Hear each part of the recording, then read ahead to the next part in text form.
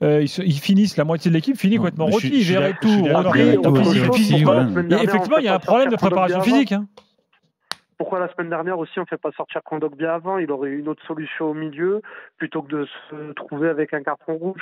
C'est tout un tas de questions. Moi, je comprends pas. Je cherche plus à comprendre. Déjà, Annecy, ça avait vraiment foutu les nerfs. Là, ce soir, voilà quoi. Mais bon. C'est vrai que tu perds sans doute sur le match aller, sur le but que tu prends, effectivement l'expulsion de Kondogbia. On va pas refaire l'histoire, quoi, parce que c'est un peu simple. Mais effectivement, tu balances à moitié le match aller.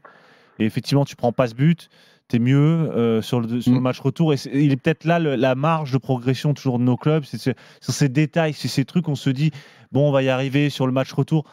Je trouve que on pêche toujours par excès de confiance. Moi, je trouve pas que c'est des détails. Hein. Au contraire, moi, c'est une histoire écrite d'avance. On regarde du reste des événements, parce qu'il y en a eu plein d'autres. Il y a 2 buts hors jeu. Enfin, il y a le but de signaler par Lavar. Dans ce sens-là, c'est un détail par rapport au reste des événements. Mais c'est un détail qui a son importance et qui, effectivement, si tu règles le problème Kondogbia rapidement, soit t'adapter à l'arbitrage nouveau, soit le sortir plus rapidement et effectivement rester à 11 pour au moins maintenir le 0-0.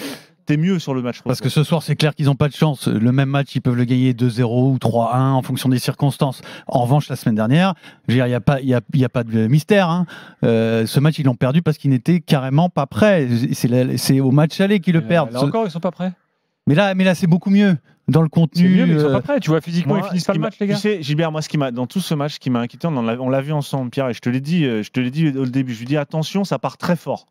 Ça part très fort, tu marques au 3e, ça va s'enflammer. Tu mènes 2-0, t'es bien, c'est là il faut mettre le 3e. Et à chaque fois, à Nice, c'était pareil. Tu mets pas le 3e, t'attends, le 3e but, tu sais jamais, t'hésites, tu recules.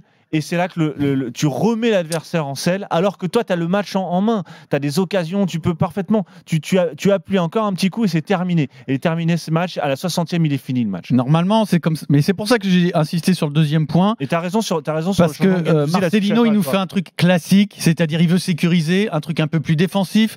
On avait complètement perdu cette habitude-là à Marseille, parce que Tudor, c'était une tête brûlée. Jamais il n'aurait fait ça, Tudor. Mais je dis pas que parfois il faut pas le faire. Parfois, il faut le faire.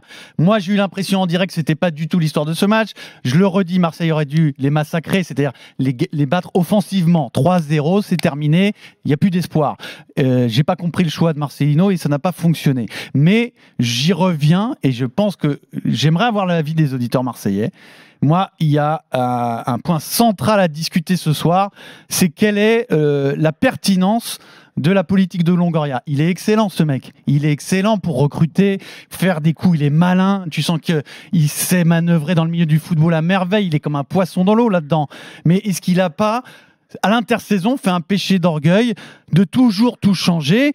Pourquoi, je ne sais pas. Et d'ailleurs, ça m'intéresserait de savoir, parce qu'on n'a pas su à la fin pourquoi Igor Tudor est parti. 10 cm, le but refusé par leur jeu de Sarr, il y a but et tu ne poses pas la question. Alors ça, on pourra en faire une parenthèse, parce que c'est un de mes chevaux de bataille dans le Super Moscato Show. Je pense que je vais me faire des alliés ce soir sur la VAR qui n'est pas capable de juger les... Ouais, Johan, vas-y. Alors vas-y sur Longoria. Non, mais je suis d'accord que là, pour le coup, ça montre ses limites. Si on a une saison où ça commence effectivement plus tard, on a la Ligue des Champions qui arrive plus tard, ça peut être intéressant de chambouler un petit peu. Mais la saison dernière, le problème, c'est que l'effectif était limité. Là, l'effectif, il y a encore des limites. On n'a pas tout recruté, on va pas pouvoir recruter plus. Et on est en train de perdre Unai, par exemple. Je ne veux pas lui jeter la pierre, c'est pas son poste. Mais justement, c'est pas son poste et on n'a pas de mec qui est capable de jouer à ce poste-là. Et là, on perd des sous, on va pas pouvoir recruter là et on va encore faire comme ça. L'an dernier, Guendouzi, on ne fait pas jouer à son poste. C'est vraiment un petit problème. Alors, c'est bien de faire de gros coups, tout ça. J'aime bien, je suis content. Mais voilà, là, pour le coup, il fallait être plus pragmatique, il fallait être prêt plus tôt et chambouler tout l'effectif. Non, fallait pas. Après, pense à la défense de Longoria, c'est Tudor qui choisit de partir. Hein. Alors, est-ce qu'on est sûr de ça ? On est sûr, c'est lui il a dit qu'il voulait partir. Oui. Après, on peut dire il l'a pas mis dans les conditions nécessaires pour qu'il se sente plus à l'aise. Mais après, il voulait se rapprocher de sa famille. Bon, on n'a pas eu l'insentiment. Longoria a dit lui-même qu'il regrettait le départ de Tudor. Il l'a annoncé suffisamment tôt. mais c'est une décision qui reste une décision de Tudor. Donc ça, on peut pas vraiment le reprocher à Longoria. Après, ce qu'on peut reprocher à Longoria, c'est d'avoir ensuite choisi un entraîneur qui a encore rien à voir avec le prédécesseur. Exactement. Avec son prédécesseur. Il repart de zéro. Rien à voir avec Sampaoli et Marcelino a rien à voir avec Tudor. Donc dans les deux cas, tu te demandes quand même quel est le lien entre ces différents profils, parce que qui dit autre profil d'entraîneur, autre profil de joueur, autre animation, autre type de recrutement. Donc effectivement, là-dessus, je suis d'accord. Après, mais il y a un exemple que Flo a donné la semaine dernière, c'est Cengiz Under. Je veux dire, ce mec, il a tout à fait le niveau pour jouer dans cette équipe. Il est bon offensivement, il est adapté au club. Explique-moi la pertinence de vendre un Cengiz Under 15 millions, moins les 20%, il t'en récupère 12, pour acheter Iliman Ndiaye qui a fait un très bon match ce soir. Et ça, c'est super pour lui parce qu'il a eu des débuts un peu difficiles. Là, j'ai l'impression que ça y est, ça va mieux. Mais 20 millions. C'est-à-dire que tu as un déficit économique de 8 millions. Tu sais que 8 millions pour l'OM, c'est quelque chose. Pour changer un joueur offensif par un autre joueur offensif, sauf que celui que tu envoies en Turquie, il donne satisfaction. Moi, je sais pas. C'est pas le même profil. C'est pas du tout le même profil, mais ce que je veux dire, c'est que Under, t'as peut-être pas besoin de le changer, tu vois. Est-ce qu'il peut pas occuper le côté droit de Sarr? Ils ont du mal à vendre. Je veux pas défendre systématiquement Longoria. Je dis simplement que je suis d'accord sur l'instabilité. Je pense que l'instabilité du projet est préoccupante dans ce genre de cas-là où tu as des événements contraires qui s'ajoutent et ces petits détails. Tu sais, souvent les clubs, Ronald Denouex disait un truc, il dit pour qu'un club fonctionne, il faut que tout soit cohérent. C'est la cohérence qui fonctionne. Donc il faut que tout le club réponde à la même question, à savoir comment je vais aller en Ligue des Champions, comment je vais réussir à performer. Si tu as des éléments d'instabilité dans ce genre de match-là, où ça va se jouer sur rien, où tu es sur une préparation d'été où c'est extrêmement fragile, effectivement, le fait de ne pas avoir des joueurs, de changer la moitié de l'équipe à ce moment-là peut poser problème. Mais si en plus tu ajoutes un changement d'entraîneur et des situations comme ça, où ça se joue, tu vois, ça se joue sur pas grand-chose, un match comme ça. Kondogbia qui vient d'arriver, qu'on l'a annoncé avec sirènes et trompettes, et puis finalement Kondogbia il te met un peu dedans parce que tu prends un carton au bout de 3 minutes et après 30 secondes pardon, et ensuite tu es expulsé à l'heure de jeu, donc alors qu'il était présenté comme et ça a été le premier recrutement de cette saison. Donc la difficulté pour les clubs français qu'on a, et là dans le cas de l'OM là, c'est que on génère de l'instabilité autour de ces tours préliminaires. On organise tout autour de ce préliminaire, on n'arrive pas à gérer cette incertitude là. Johan, je rappelle quand même que l'OM c'est malheureux, mais enfin participera à la phase de poule d'Europa League. Voilà. Hein, mais tu sais qu'on peut. Tu t'épargnes on pourra positiver sur 2-3 trucs, et notamment l'Europa League, c'est pas non plus un drame. Et on va reparler du match aussi, parce que pour l'instant, on a fait des grandes considérations sur la stratégie, mais il faut qu'on reparle du match. Oui, Johan, vas-y. Désolé, je vais aller plus loin. Alors, ça n'a peut-être rien à voir. Mais moi, je pense que l'an dernier, on aurait dû aller chercher une Coupe de France. Et je suis toujours dégoûté par rapport à ça. J'ai toujours ce match NC en travers de la gorge. Alors ouais, c'est bien, on est en Ligue Europa. Mais ça fait depuis l'an dernier, on aurait dû mieux faire. On aurait dû mieux faire un championnat, ça n'a pas été le cas. Là, c'est bien fait pour nous. Et aussi, je passe une petite dédicace à un certain Vincent L qui compte vendre les droits de la Ligue 1 à 1 milliard. Quand on n'est pas capable de sortir une équipe grecque, il va falloir qu'on m'explique comment on peut faire. Voilà, c'est tout pour moi. Merci, bonne soirée. On a un gros problème sur les matchs à élimination directe. On ne sait plus jouer ces matchs-là. On ne sait plus gérer l'émotion de ce match-là. L'OM, on le disait hier. Figure-là, Monaco, c'est pareil. L'OM, en général, sur les matchs de retour, ils s'en sortaient toujours. Tu mènes 2-0. Ils avaient toujours tendance à s'en sortir. Bon, là, c'est un coup. Bon, c'est la première fois depuis Mlada Boleslav, me semble-t-il, qu'ils se font sortir sur un match aller-retour. Le match de Tottenham est quand même un match quasiment. Oui, c'est en poule. Ouais, c'est quasiment un match à vie à la mort sur ce match.